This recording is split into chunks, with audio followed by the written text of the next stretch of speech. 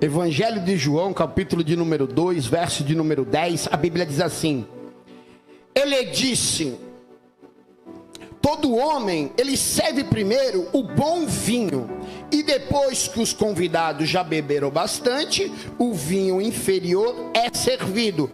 Mas tu, entretanto, guardaste o bom vinho até agora. Talvez nós chegamos até aqui passando por lutas, passando por dificuldades, passamos agora pandemias. Quantas famílias perderam entes queridos?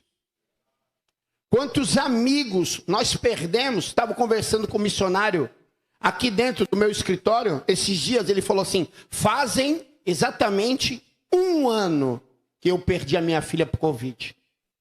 Uma menina que foi criada dentro da igreja,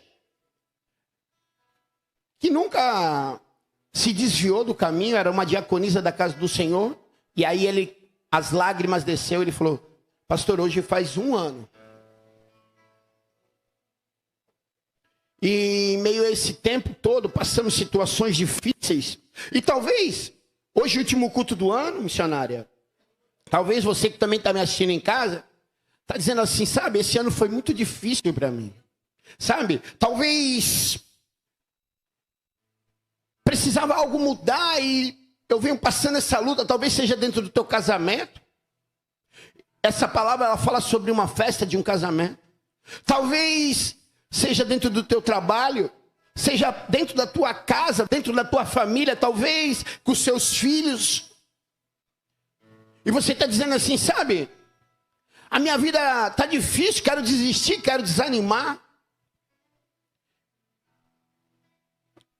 Mas a Bíblia vai falar que quando Jesus, ele chega nesta casa, exatamente nesta festa, ele chega como um convidado inferior. Ele não chega como prioridade. Porque a Bíblia vai falar que a sua mãe Maria e os seus irmãos já estavam lá. E nas festas judaicas, antigamente, era dividido em 2 classes os convidados. Havia a primeira classe de convidados, que eram os convidados de honra. Então eu, conjecturando que Jesus chega depois com os seus discípulos, ele não faz parte da primeira classe, que são os convidados de honra.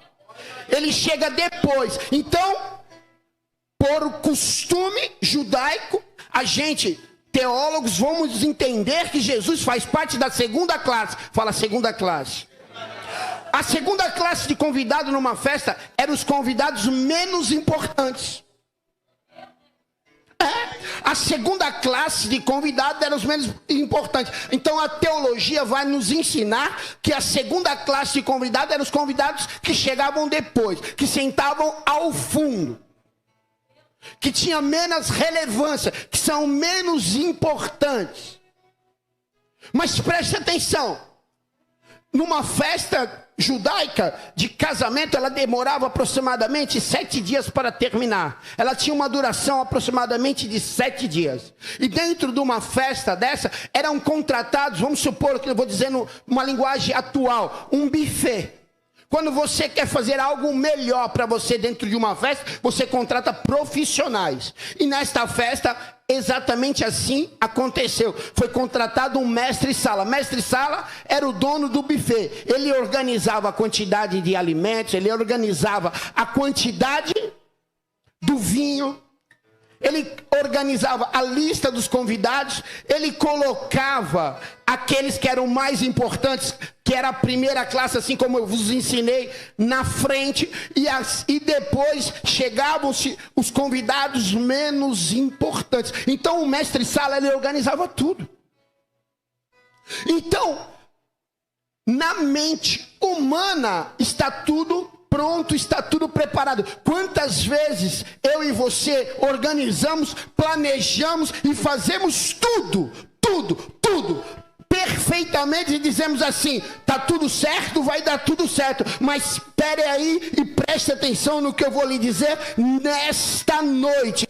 A Bíblia vai falar em Provérbios capítulo de 16, verso de número 3. Consagre a Deus todos os seus planos e assim os seus passos serão bem-sucedidos. Então eu, conjecturando isso, eu entendo que foi tudo planejado, tudo orquestrado pelo homem, mas eles esqueceram do principal, de consagrar aquela festa ao Senhor, de dar prioridade ao Senhor Jesus, deixaram Jesus em segundo plano. Querido, tudo que você fizer, mesmo que aos teus olhos e a tua mente, ao teu coração, você pense que está correto, querido, se você não colocar Jesus dentro do barco, dentro do plano, dentro daquilo que você planeja, até aquilo que é para dar certo vai dar errado. Tudo que você fizer, onde você não convidar Jesus para dentro, por mais que você, ou as pessoas, ou os profissionais dizem que vão dar certo, vai dar errado. Quantas vezes, missionário, eu planejei e orquestrei algo antes de conhecer a palavra de Deus e dizer assim, tá tudo certo. Tá tudo certo. Olha, preste atenção. Eu sou formado em farmácia. Há muitos anos atrás, eu não entendia isso. Meu pai era farmacêutico muitos anos. Um comerciante reconhecido e renomado. Eu entendia de tudo da área. Eu entendia como abrir a burocracia, como atendia. Eu sei para que serve o remédio, a fórmula que é feita, a contraindicação e o modo de usar. Eu sei todas as coisas. Eu sei, eu achava que eu sabia. Preste atenção. Eu tinha muita experiência. Fala para o teu irmão, a tua experiência sem Deus não vale nada. É bem por aí, preste atenção. E aí eu falei, pai, eu quero abrir uma farmácia. Meu pai falou assim, beleza, vamos abrir uma farmácia. E eu abri uma farmácia, tudo perfeito. Documento perfeito. Plano perfeito. Medicamento perfeito. Perfumaria perfeita. Mas passou-se 1 ano após, 2 anos após, e chegou um certo tempo que tudo ia mal. Mesmo eu tendo experiência. Preste atenção, nada que você fizer com a força do seu braço vai dar certo. Porque eu esqueci de colocar Jesus para dentro dos meus projetos e para dentro dos meus sonhos. Toda vez que você achar que é pela tua força, toda vez que você achar que é pelo que você sabe, querido, preste atenção, tem probabilidade muito grande de dar errado. E foi exatamente o que aconteceu nas festas da boda de Canaã. E preste atenção. Este é o primeiro milagre. Fala, o primeiro milagre. Este é o primeiro milagre de Jesus. E o primeiro milagre de Jesus, ele mostra uma característica. O primeiro milagre de Jesus não foi a multiplicação. O primeiro milagre de Jesus não foi cura. E o primeiro milagre de Jesus também não foi libertação. O primeiro milagre de Jesus foi a transformação. Sabe por quê?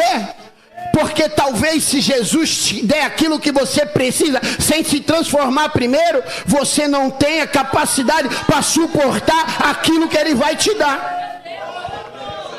Então Jesus, ele vai nos ensinar que a primeira coisa que o homem e a mulher têm que ter com Ele é transformação.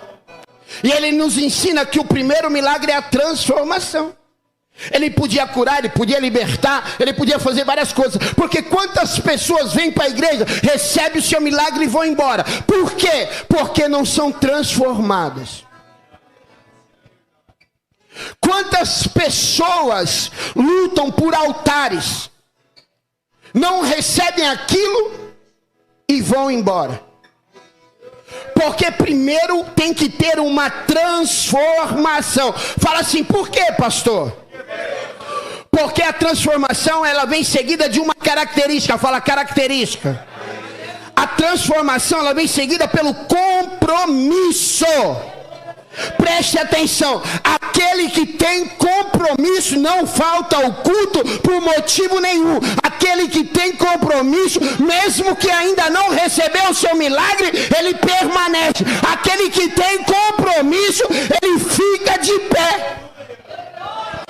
Então Jesus vai nos ensinar que a transformação, ela é seguida por uma grande característica, que é o compromisso. Porque tem compromisso com Deus, é porque primeiro foi transformado. E mesmo que ainda não alcançou aquilo que veio buscar na igreja, permanece, porque tem compromisso. E quem tem compromisso não vai embora. Quem tem compromisso fica de pé e permanece. E aqui nessa noite eu vejo pessoas que querem ter compromisso, pessoas que querem ser transformadas. Aqui nesse lugar hoje o Espírito Santo vai falar para mim assim, que aqui hoje eu vejo pessoas com corações querendo ter compromisso com Deus, pessoas que ainda não alcançaram o seu milagre, mas estão aqui nesse último culto do ano, glorificando, adorando e exaltando ao Senhor.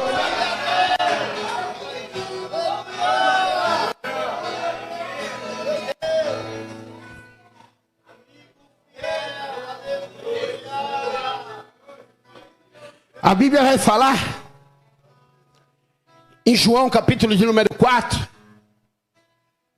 Eu vou ter que ser muito sucinto e muito breve. A mensagem era muito maior. Que Jesus, ele está caminhando com seus discípulos. Eu quero que você entenda por que você está aqui hoje. Sabe, que nem todo mundo que está na igreja sabe por que está aqui hoje. Sabe? Mas você vai entender nessa noite por que você está aqui. Fala para o seu irmão do lado, por que você está aqui? Você vai entender. A Bíblia vai falar que Jesus, vindo com os seus discípulos, ele diz assim, ó: é necessário passar em Samaria. Os samaritanos eram um povo judeu, mas eram os mestiços. Então os judeus eram pessoas preconceituosas, e não havia na geografia várias ruas, várias bifurcações, não, era um caminho para ir, um caminho para voltar. Então o judeu, ele tinha costume de dar a volta em Samaria para ir para Jerusalém. Mas nesse dia Jesus diz assim, ó: é necessário passar em... Aí você vai entender. Preste atenção, é uma viagem hoje. Eu quero que você entre nessa viagem junto comigo. E aí, os discípulos reclamam. Mas Jesus vai na frente. Porque Jesus não dá ouvido ao homem, ele dá ouvido à voz do Senhor. Sabe, você tem que parar de dar ouvido às pessoas, mas começar a ter um ouvido sensível à voz de Deus. E Jesus vai para Samaria, e chegando ao poço de Jacó, ele encontra uma mulher com o seu cântaro, por volta do meio-dia. As mulheres, elas pegavam água pela manhã, mas esta mulher, ela vinha sozinha por volta de meio-dia, porque nesse horário, no poço, Renato, não havia mais ninguém. Mas Jesus já sabia e já tinha marcado o encontro com aquela mulher. Sabe, Jesus marcou o encontro contigo nessa noite. E Jesus vai ao encontro dessa mulher, diz para ela e revela toda a vida dela. Diz da água que sai dele, é uma água que se ela beber, ela nunca mais vai ter sede. E ele revela toda a vida daquela mulher, diz dos 5 maridos que ela teve. E ela realmente, ela enxerga que Jesus é o Filho de Deus. E ele diz para ela: agora vai em Samaria lá, pregando, adorando, falando que Jesus, o Cristo, esse que teve um encontro contigo, está chegando lá. Jesus está chegando aí, querido. E preste atenção, essa mulher, ela sai na frente. Os discípulos encontram com Jesus e eles vão no caminho de Samaria. Só que antes de Jesus chegar em Samaria, a mulher samaritana, ela se converte, ela vai no caminho pregando o evangelho, falando aí, ó, tá vindo um aí, ó, aquele que Isaías profetizou, ele tá vindo aí, ó. Nos abandonaram, nos esqueceram aqui em Samaria, ali havia a aldeia dos leprosos, ali havia os excluídos. Talvez a tua mãe te esqueceu, porque a Bíblia vai falar que pode uma mãe esquecer do teu filho, mas porém eu todavia nunca te esquecerei e nunca te abandonarei, porque tenho o teu nome gravado na palma da minha mão.